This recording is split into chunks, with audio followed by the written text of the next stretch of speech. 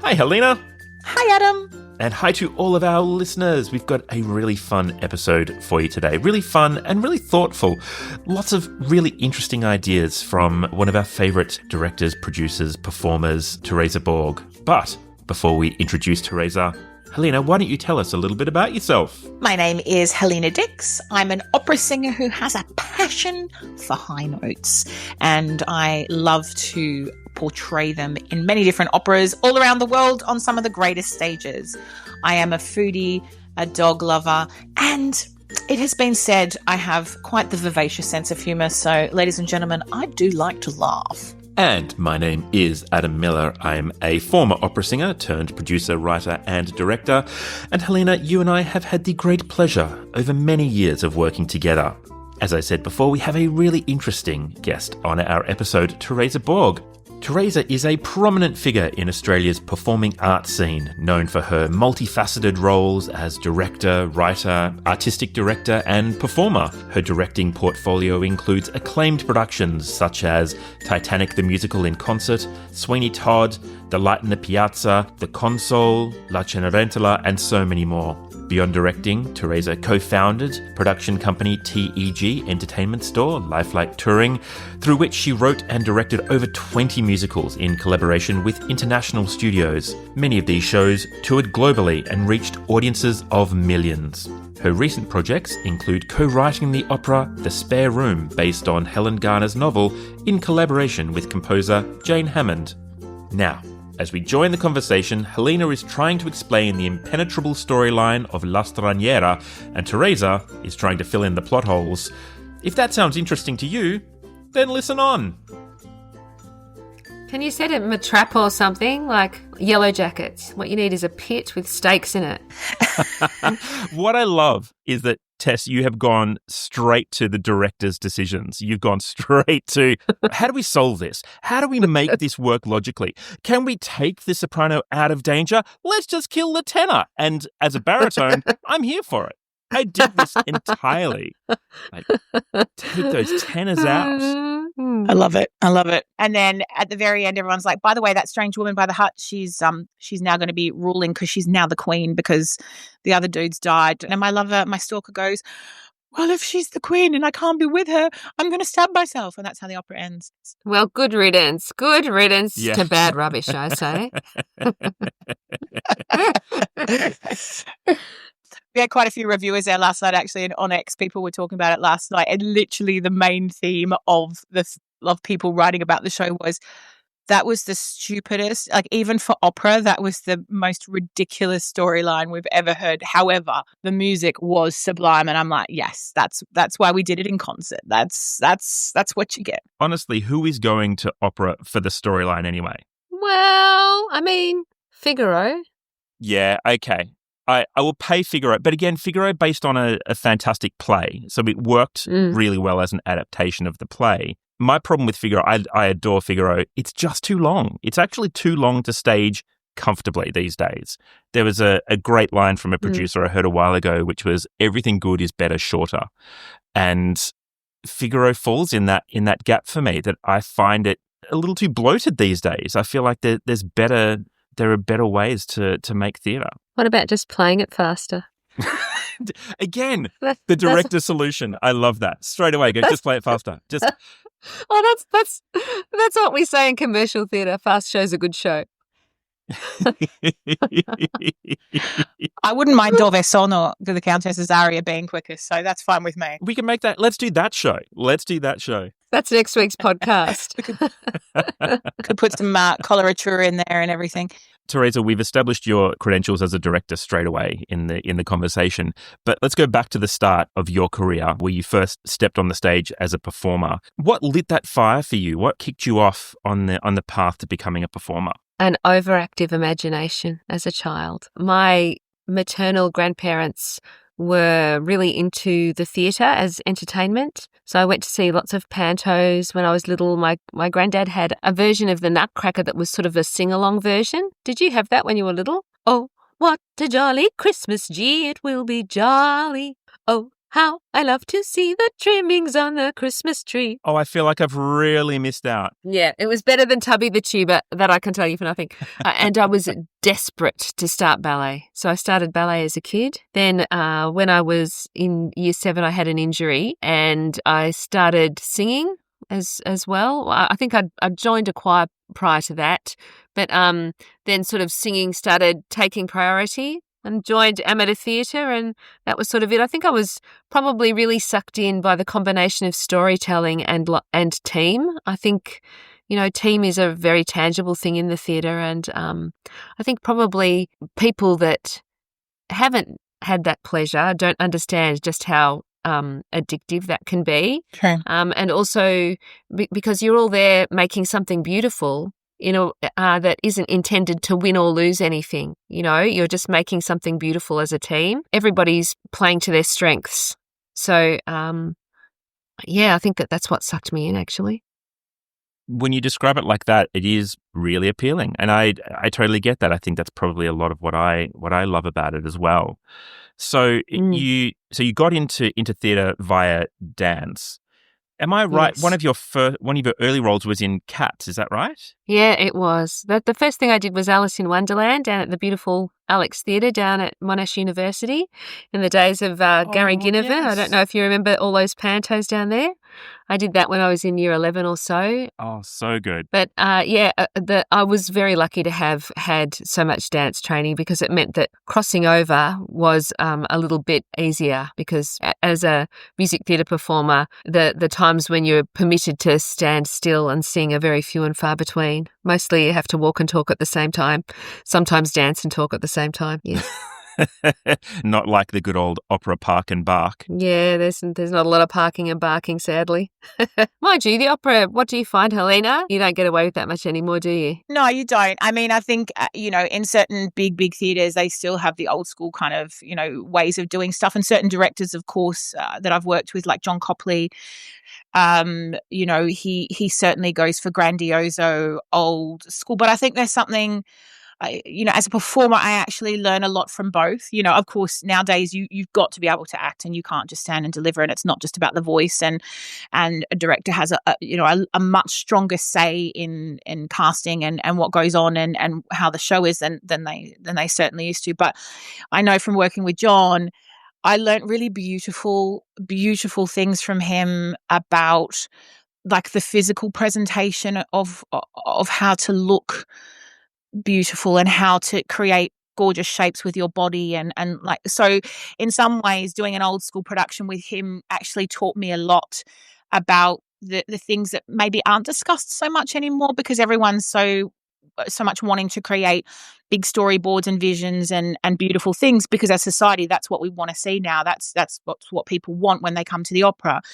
But there was something, I actually found something really actually just quite gorgeous about doing a production that was very much not park and bark, but it really was a much more stately kind of account of things and just presenting things in a very still manner, but in that came this really elegant way. And being a bigger girl myself, he'd say to me, no, when you sit, don't sit with your knees front and face, because it doesn't do you any compliments, like sit slightly angled and things like that. So yes, I agree. Like nowadays you can't just stand and sing. No one really wants that anymore. It's not, opera hasn't, it's evolved to be much more about the storytelling as a whole, and about the music, of course. But you certainly can't get away with just standing at the front of the stage and finding the spotlight and hoping for the best. Not that I don't do that occasionally. I mean, there is a moment in every opera that calls for Helena Dix to be in the spotlight. That's what I tell them. Mm-hmm. But yeah, no, it's an interesting evolution, that's for sure. Yeah, I'm with you on the standing still. I think actually standing still is the hardest thing to do, and maybe standing still to sing a song and really be in the song and telling the story from that place of still intensity where you're both absorbed by the music and part of the music, and it's a very pure form of storytelling. I mean, there's a million actors who stand still and deliver monologues. True. I actually think it's the hardest thing to do. And in music theatre, certainly when I take a class or a master class, often there's encouragement to just trust the standing still and trust the work. Yes. Yeah. And if the content's great, then you can do that. And there's a vulnerability about that too, isn't there? Which can be really beautiful if it's done in a true and honest way by the performer. I know certainly in bel canto, which is a lot of what I love to do, the vocal line, it does take that moment for you to be still, but within that stillness, you have to be creating so many colors with the voice, and that's the beauty of it being fantastic. Of course, that can go terribly wrong if the singer's not able to do that, or the director doesn't want that or anything. So it's an interesting. You're right.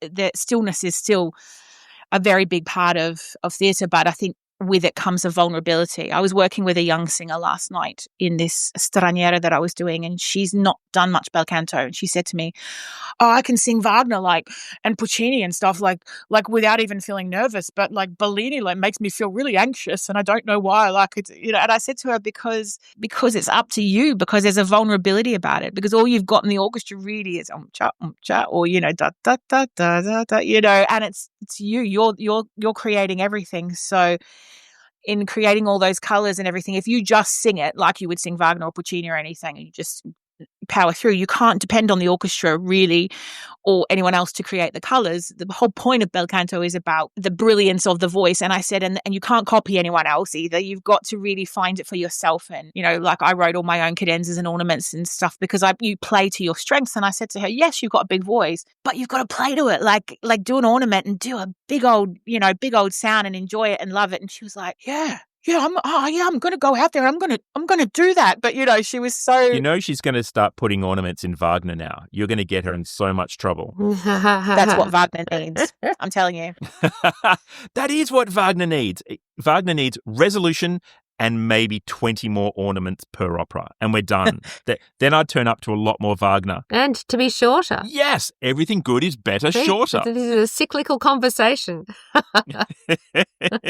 So in saying that, if you were to take on a Wagner opera then, would you do your best to make as many cuts as possible? Do you think that's the answer to a modern appreciative audience? No, I think the answer to a modern appreciative audience is to investigate the content absolutely thoroughly, have an opinion on the story, preferably one that is really just, I like to think of it as like a tilt of the lens. I don't think if it's wonderful content, the lens doesn't need to go 180 degrees. I think that there's opera traditionally has had a very particular set of lenses on it, and I think even being female is a different lens still.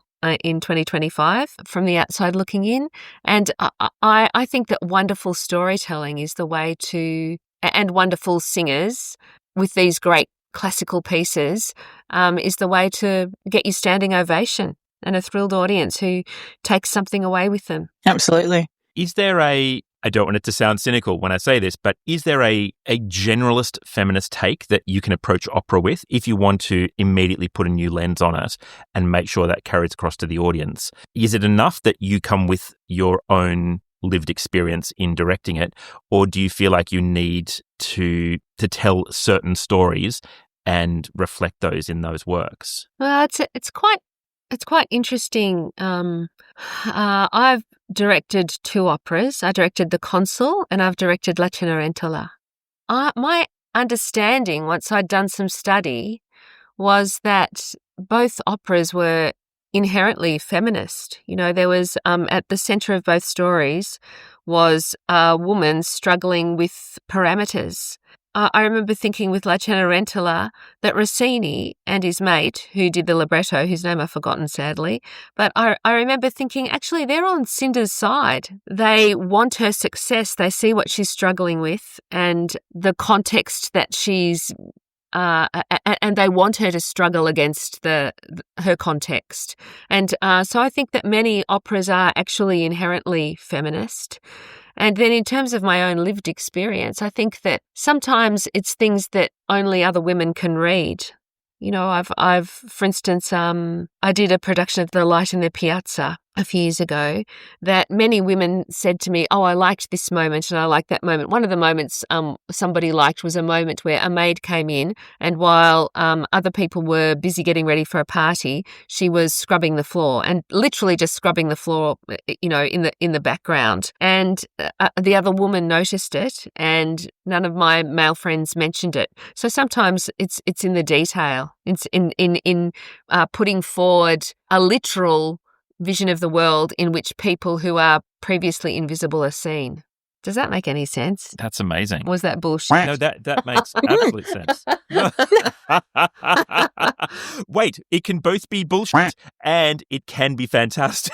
Yeah, I think that's the world of direction, isn't it? You can make some bullshit and it's fantastic. Well, many things being true at the same time. But isn't it wonderful that you could do that and that people noticed, you know, and commented? And at the end of the day, that's what you want. You're creating art, you're putting statements in there, you're making people think. And the fact that people then come back and go, I noticed such and such. And you're like, that's cool. That's what we were hoping, you know, like, because people obviously take away from art, opera, theatre, you know, visual art, everything. Everyone's got an opinion. Everyone takes something different. Or, you know, one person will say, oh, this, and this. And then someone else goes, what? No, I didn't notice that. Oh, you know, or I thought it was this, you know, and at the end of the day, that's part of the joy of it, isn't it? Creating your own thoughts and experience on what you've just seen and being taken away into your own world. And obviously every single audience member has their own pretense and thoughts and journeys and, you know, I mean, even as far as this is verging a little bit from the topic, but I was talking to one of my colleagues who we had on the podcast last week, Jamie Barton, who's, you know, one of the world's leading mezzos at the moment. And we were talking about social media and people's reactions to things that singers post. And obviously now we live in a very digital age of things and these quick little clips of people singing. And Christine Gerke, again, amazing American soprano, one of the top in the world again, she put a thing on her Facebook the other day about how there was a little clip of her singing Mozart, and it brings out all these people who have these vile comments and opinions and things to say about the singing just from watching a clip. We live in this day and age where everyone feels that they've got the strength to make an opinion. You know, it's like, just if you don't like something, hey, that's cool. You don't have to like what we do. You know, you can come to the theatre and go, oh, I didn't like that, but that's great. It gets people talking. Like, we don't mind that. We don't mind people saying, oh, I like that singer, or I didn't like that, or that director did this, and I didn't like that choice. Because again, it gets people talking, gets people in the theatre and talking. But this kind of, I just hate this kind of keyboard warrior approach to hearing singers for a small time and then just sprouting all these kind of vile things that are not at all helpful or even remotely kind of criticism that's of any constructive use, like, oh, she screams, it's crap, or, you know, get her off, or, you know, or Christine had experienced it. And Jamie, who I mentioned, we were having a chat about it, and she said, oh yeah, I now have a group of devoted trolls, are like, who just follow everything that gets posted about me and will be negative no matter what. That's just astounding to me. And she said to me, that's part of the reason in the end I had to get a PR people to take over a lot of my social media. She said, because it made me so upset and I got too involved in it. And you know, I find that really sad. But getting back to what you were saying, it's really great that you can put things like that in and people can then notice, or it makes people think, you know, or brings questions to people, or makes discussions happen, which I think is important. Yeah. And broadens the audience as well. So if you are creating things that you know will be seen by a demographic that wouldn't necessarily have had that art created for them, it gives them an opportunity to find something for themselves in it, and broadens the art form. It's fantastic. Yeah, it's interesting, isn't it? Well, with music, in opera at least, I can speak for opera because that's what I do. You know, these composers were creating things. They weren't just creating them, or not all of them were creating them for the elite only.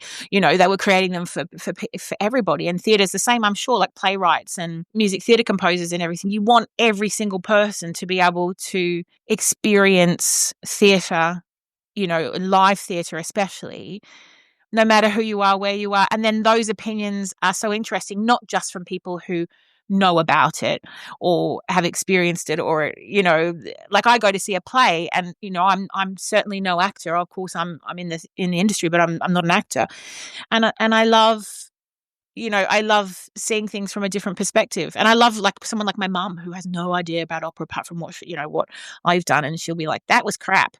I'm like, thank you. Thank you so much. So you started to develop your own little followers of trolls, but you started at home. I like that. My mum started. It's I think there's a real look, I don't think everything's for everybody, but I think that there is a real skill in making something that appeals to most of the people most of the time. That is its own skill, and I think it's actually potentially an underrated skill.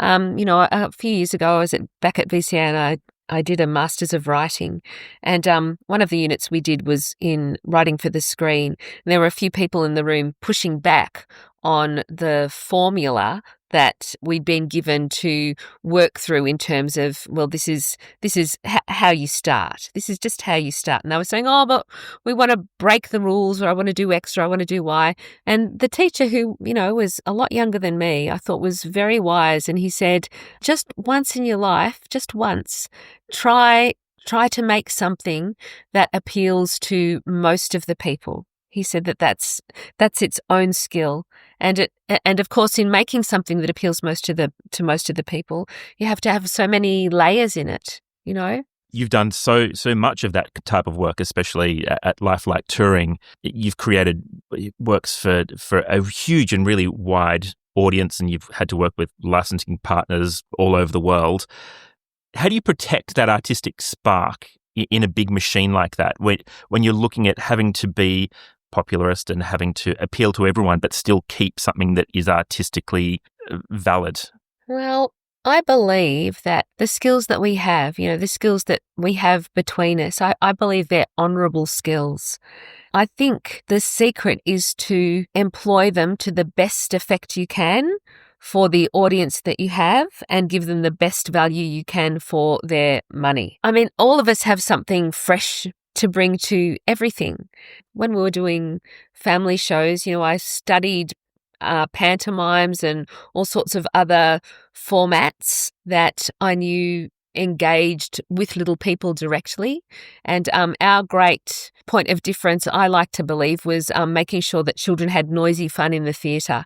They had a personal experience of meeting beloved characters that previously they'd usually only seen on screen, and they had noisy fun with these characters. And I was really proud of that because, you know, in our team, which Adam was part of for quite a while, we were bringing lots of children to the theatre for the first time. Do you find that, because obviously you work with such a broad range of theatre, do you have like a style that you try and put through all your works, or do you find that everything is just created depending on audience and genre and things as you go along? Well, certainly with the kids stuff, as previous, it sort of fell into the realm of noisy fun, was usually where I headed with that. With the stuff that I've done for adults, I'm very interested in the depth of the relationships. I'm really interested in poetry, and I find that I tend towards magic realism as well, representing poetically or magically feelings or arguments as they happen on stage. What is it about that makes you want to recreate that with what you're doing? Because I'm off with the pixies. Ask Adam. That's why. To your strengths. That's why. I'm playing to my strengths. Yeah, that's why. And do you find that that style, like you do a lot of music theatre and you've done a little bit of opera and all that kind of stuff, do you find no matter what you do, you're able to apply that and it just works differently, obviously, but successfully in each of the platforms? I think one thing I'm learning to do is I'm learning what I like to do and I'm learning what I'm good at. So I tend to choose things that will suit my style because I can't help who I am. So things keep coming out the same anyway. They keep coming out the same anyway. Yeah. Have you ever struck a situation in any of your directing where you've worked with, say, an actor or a singer, or or someone who it just hasn't the ideas that you've got haven't worked, and you've had to really kind of challenge yourself to find other ways? Because I know, Adam and I have talked before about, say, for instance, the opera singer who does weird things with their hands. And Adam said, "Oh, it's easy. Like, as a producer or director, what I do is I just give them something to hold and they carry it around, and then they don't do weird things with their hands." And I mean, have you ever been in a situation? Gonna keep that one. Have you ever been in that kind of situation? Is there anything that, I'm not saying it was a horrible experience necessarily, but one where you were challenged to find a way to make it work? Perhaps. Like, there was I was doing a piece, like a pro-am piece many years ago, where I needed to note probably half the cast for freezing in a dress rehearsal. It was an opera, and about half the cast, somebody came to, an important visitor was at a particular rehearsal, and about half the cast froze in the rehearsal. So all of the work we'd been doing on storytelling, which is, I think, a strength I can bring to the opera, because, I can hear the music so well, so I can, I'm really into the interplay of the words and the music. Like, what did the composer think about all of this? Let's listen and ask him, or her, if we happen to be that fortunate. Anyway, I had to find a way to let the company know without singling people up, because I didn't want to rock their confidence too much.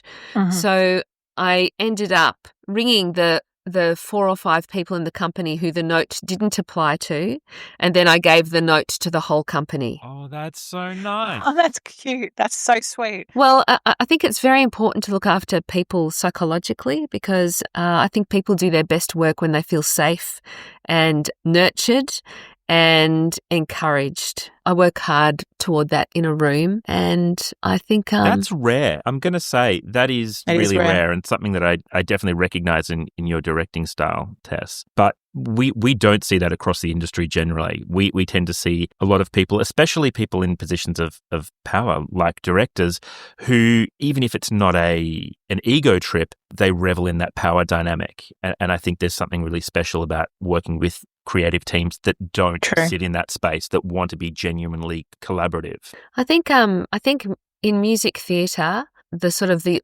auteur model is now well out of date. Mm-hmm. Well out of date. I don't think that is the usual modus operandi, and I guess we're usually commercial operations.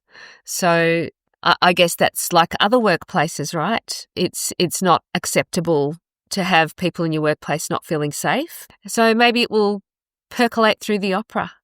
But also, I think, to be completely honest, I think that it's also something that having more female directors in the space will help with. And that isn't to say that auteurs are either all male, or that no female directors are auteurs. But I think that, if you're going to look at people playing to their strengths, there is a female tradition of collaboration that we can bring to the room. Maybe it's something that we can offer. That's a really interesting point that you say. And you're right, like creating something really beautiful in the room that's collaborative and with good vibes also helps the performers to feel the freedom and not feel too vulnerable about finding things, because it's a happy and safe space in the room. And I know a lot of in the big old opera world out there, it's such a huge difference when I come across old school ways versus new school ways. I'll just put it like that. And it's, I think it's it can be male female driven, but also just old school ways versus new school ways. And I think that there are a lot of like younger people or middle-aged people who are wanting to embrace that lovely collaborative approach. I worked with 2 men in Brussels creating a brand new Verdi project at La Monnaie, and they were both, middle-aged men, and they were both European, but they were so open with each other.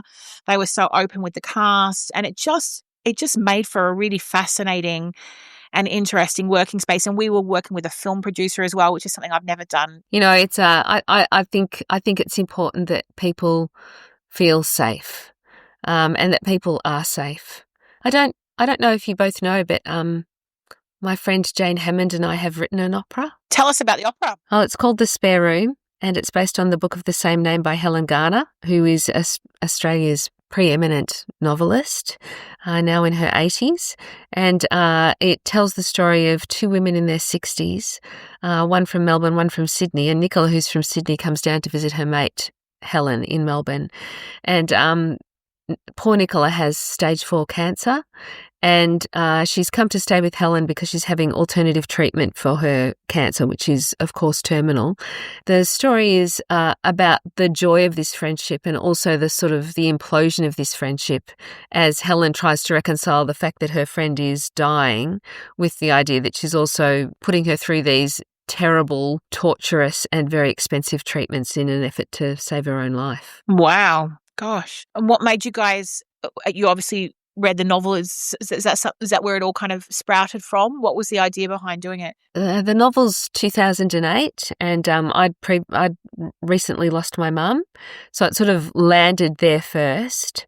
And then in 2016, I had a very sad experience where a very good friend pursued alternative treatments to cancer, and she was a brilliant friend and a brilliant mum and a brilliant woman. It was very difficult to watch her work so hard to live, yet, to my eye at least, pick and choose between treatments that were perhaps not medically substantiated. And that brought me back to the book again because I was furious. I thought, I can't really tell my friend's story, but Helen's written this story. Thank you, Helen. And my first feeling was, it moved me so deeply that the first way that it seemed to move for me was as a dance piece, as a physical piece, but that's clearly not my discipline anymore. And then in 2021, I met Helen. I was fortunate to be introduced to Helen, asked her permission to make an opera of the piece, and she said yes. That's how we got there. Wow. Yeah. That's amazing. Yeah. And that development process was amazing. We're both good friends with Adrian, who was incredible in that. And you had him doing quite a lot of work. Am I right? Was it the ukulele you had him playing? Helen's book features the ukulele played the whole way through. So this is an opera with ukuleles. Love that. Adam, that's your dream, isn't it? Oh, yeah. Like ukulele and opera That's together. it. That's it. Yeah, give me opera, ukulele and barbecue and I'm a happy man. We're sorted. Well, the piece has been commissioned. It hasn't been announced yet, so I can't burst that bubble. But Jane and I are very excited because it's being scored for a Britain-sized orchestra at the minute. But the ukuleles do feature as a little ensemble. Oh, Awesome. That's very exciting. Yeah. I can't wait to see that. That will be. I'm hoping that the ukuleles will feature during a cabaletta or something, so that we get a bit of I'll speak to Jane. I'll put your request through to Jane. Now, I'm trying to remember, was it Animalia that you worked with Jane Hammond on as well? Yes, yeah. Jane and I, we still are sitting on a piece called Animalia. The most successful thing we've done together was a piece called Songs of the Helmeted Honeyeater, which we did for Cody Green. Yes, at 45 downstairs, yeah. Yeah, that was really good fun. And we went to the Dandenongs and interviewed lots of citizen scientists up there about their efforts to save this little bird called the helmeted honeyeater, which has sort of become emblematic of a whole set of riparian environments and the effort to save those environments because, they're a whole ecology by themselves up there in the Dandenongs. I sort of collated these conversations into a verbatim piece, and Jane wrote music for soprano saxophone and Cody on the Justin Keneally and Cody on the piano, and another friend of ours, Angus, made a film that went with it. And it was just, the whole thing was such a delight. The people we met were a delight. The collaborators were a delight, and it felt really satisfying to put our talents toward doing something environmentally useful. talking about something environmental. So what draws you to a piece then? Is it always opportunistic? Is that what draws you just in the moment? Something goes, yes, I want to try this. Or do you have things on a bucket list that you really want to tick off along the way? Adam, I'm a working artist. I will always be opportunistic. I am like the goodies. Anything, anytime.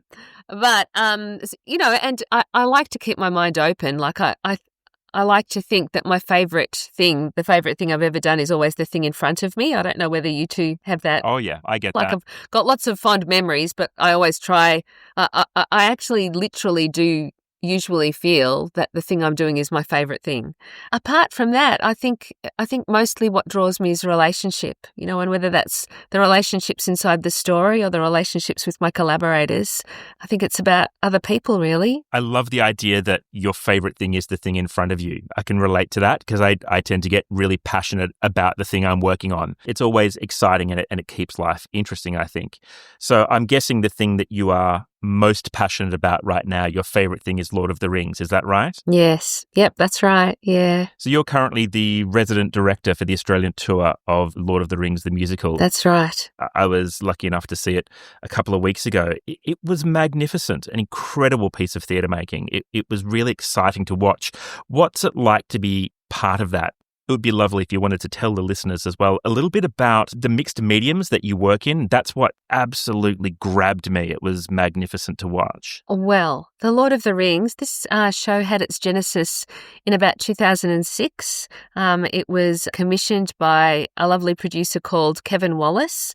I don't know, you two were probably in London when it debuted there in about 2012, and it was epic. I've seen fragments of it on YouTube, and it was bigger than Middle Earth. Bigger than Middle Earth. There were orcs on stilts, and there were elves doing silks from the flies, and there were 3 revolves. That Wow. coned up and down, and the orcs jumped between them.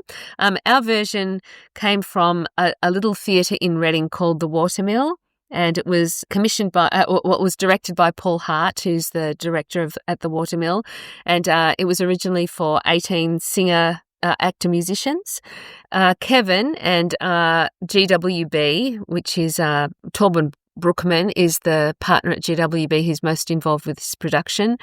Both saw it and absolutely loved it and decided that it was worth picking up and taking around the world. So it's expanded a little bit since then. We have 34 people artists in our company. Those are the people that you see. Of course, there's many, many more backstage. And they not only play between them multiple roles. There's 18 roles, as you can imagine, in Lord of the Rings that we have to keep up with.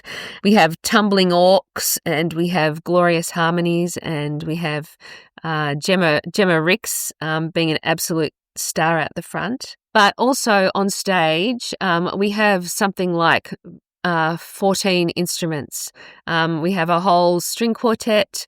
We have percussion 1 and percussion 2, complete with timpani. We've a little brass section with a glorious French horn player. We've got accordions, and we've sort of got a little folk band as well.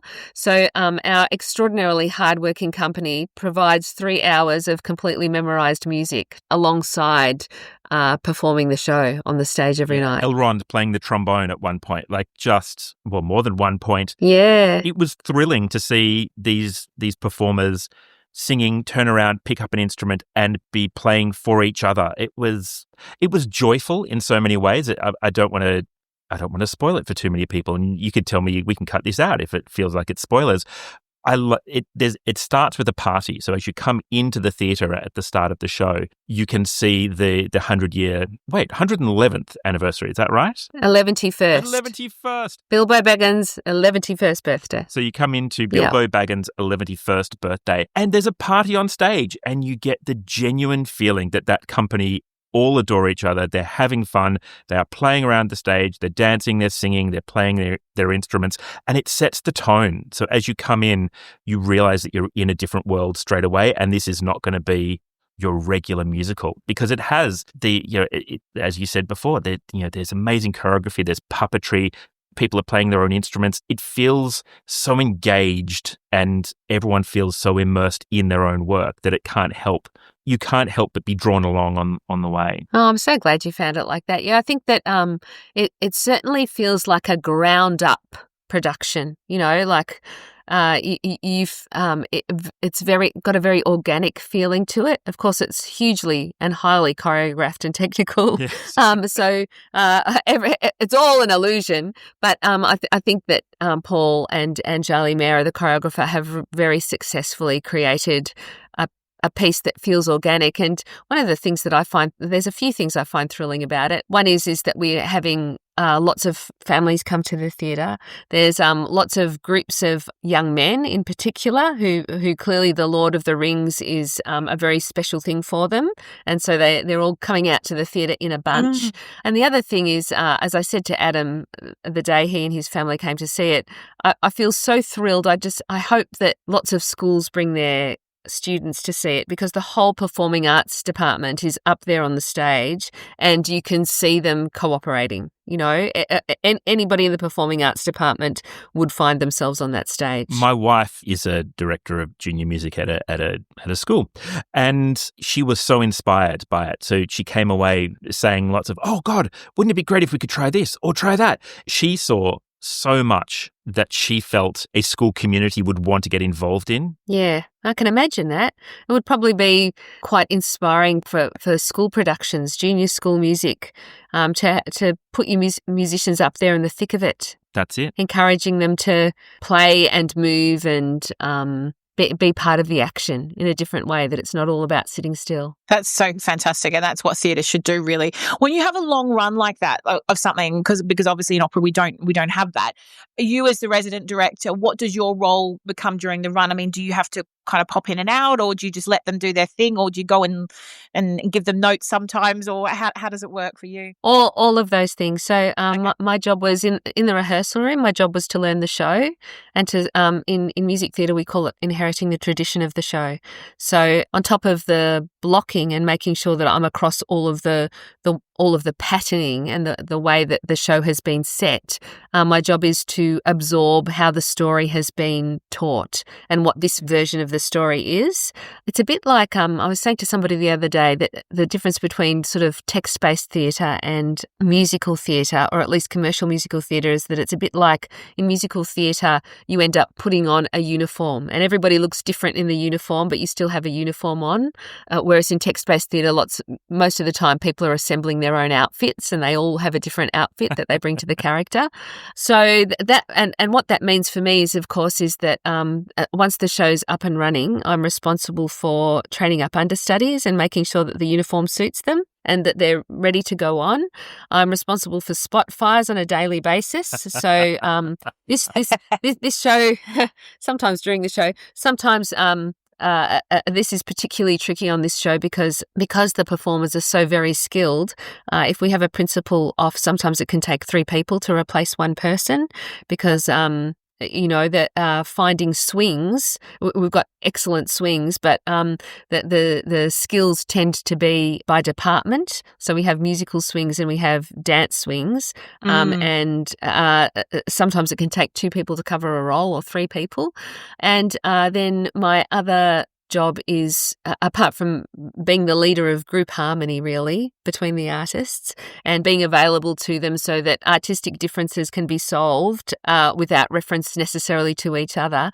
My other big job is transfers. So as we move in between cities, it's my job to get the show safely into the next theatre and presenting it at the standard that I inherited. Oh, wow. Gosh, that's a lot of stuff for one person.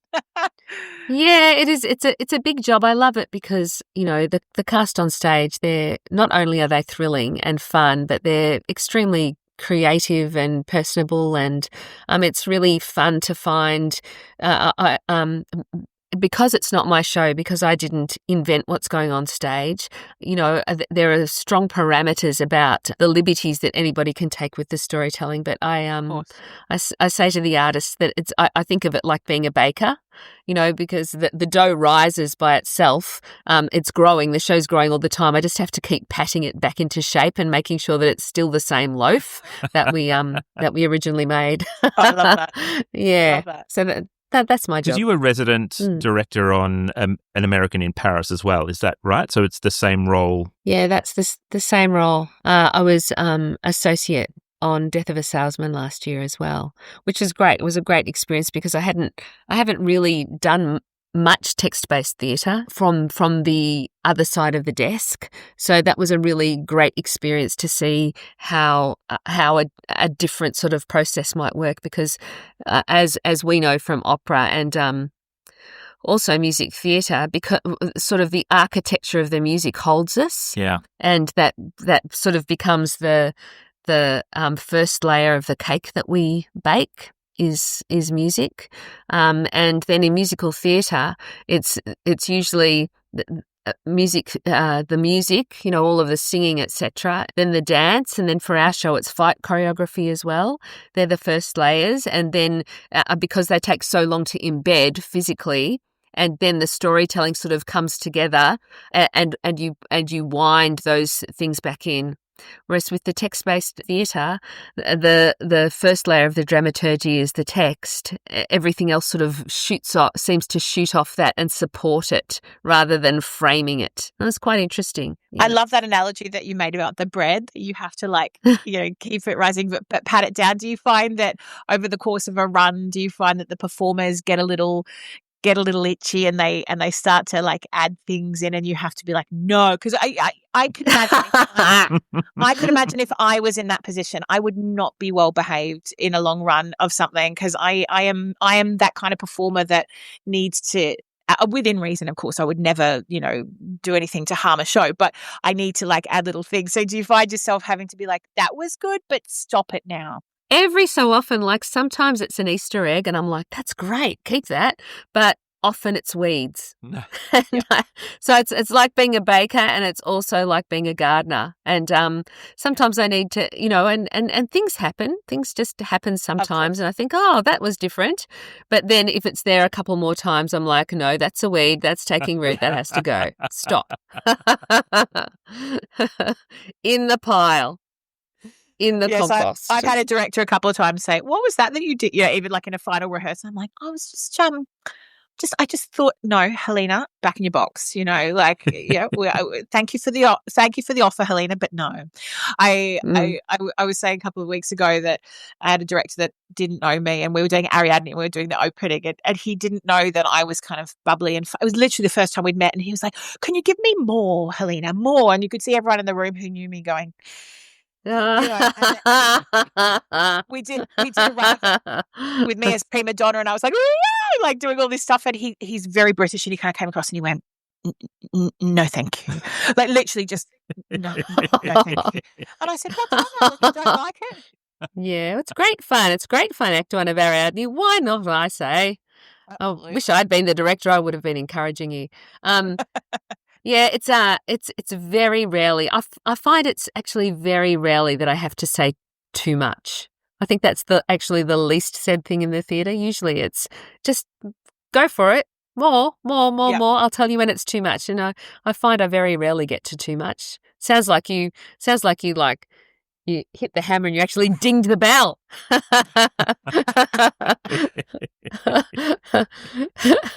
Now, Theresa, I'm conscious we're coming pretty much up to time, so I don't want to hold on to you. I know this is your one night off a week from Lord of the Rings at the moment, so we'll let you go shortly. But we like to finish every podcast with our guests with 5 rapid fire questions. Are you up for our 5 rapid questions? Yeah, I hope so. What are they?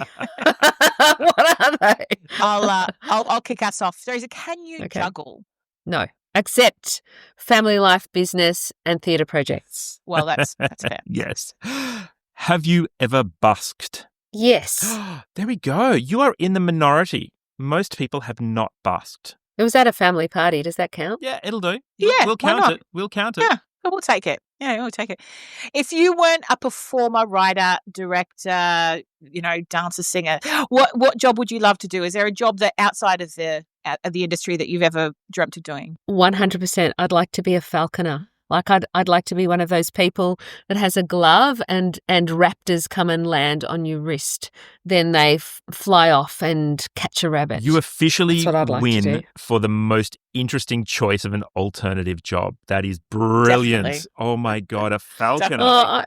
But wouldn't you love to do that too? No, because I feel like a falcon would come and eat my face. I'd be terrified. Yeah, I'd be really? terrified. God, give me a horse and a falcon and I reckon I'd be a happy girl. That literally would be my nightmare. Anyway, for the horse as well. Yeah.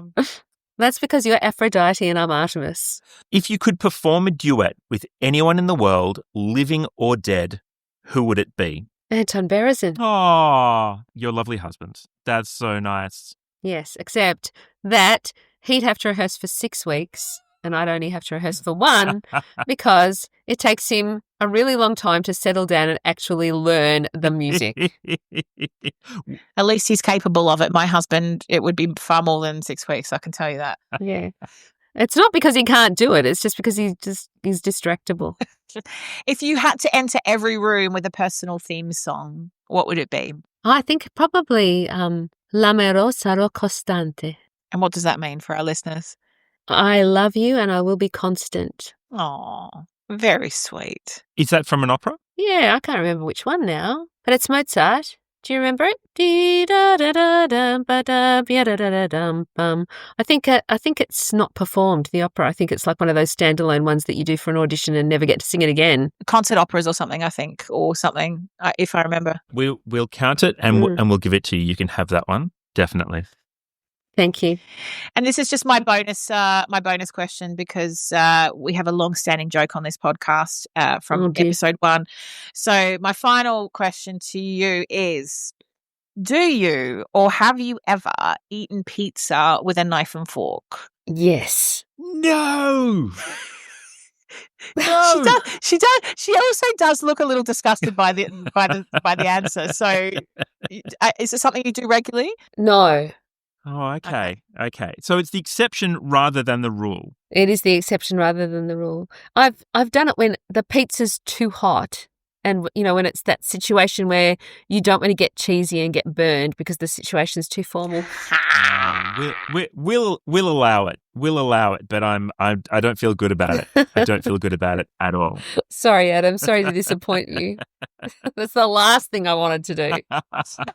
It's the last thing any of us want to do, really, to disappoint Adam. Well, now that we're finishing without my favourite thing in front of me, which is a win on the final question, we're going to wrap it up there. So, Theresa, thank you so much for coming on. It's been a joy. You're always just so interesting, so insightful. I love your perspective on the world. So it's been great to hear you talk today. Thanks for having me, Adam. You're so generous. Thank you. It's lovely to see you. And, well, actually, it's lovely to speak with you. And, Helena, I'm so pleased to finally make your acquaintance and that of what you allege is a microphone.